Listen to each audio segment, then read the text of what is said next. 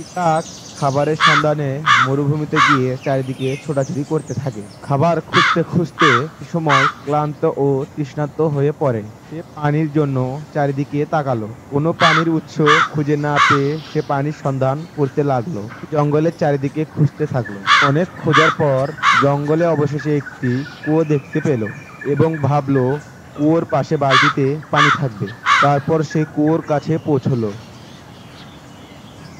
এবং বালতির ভেতরে পানি দেখতে পেল। কিন্তু সমস্যা হলো বালতিতে পানির স্তর খুব কম ছিল। এই জন্য কাকটি পানি পান করতে পারছিল না। তখন কাকটি চিন্তা করলো এবং একটি উপায় বের করলো।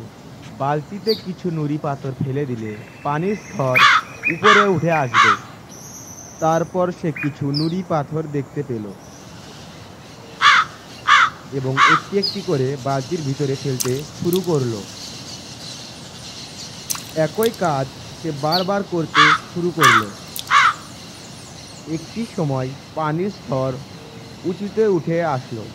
এই দেখে কাকটি খুশি হলো এবং মনের আনন্দে পানি পান করে সেখান থেকে উড়ে চলে গেল।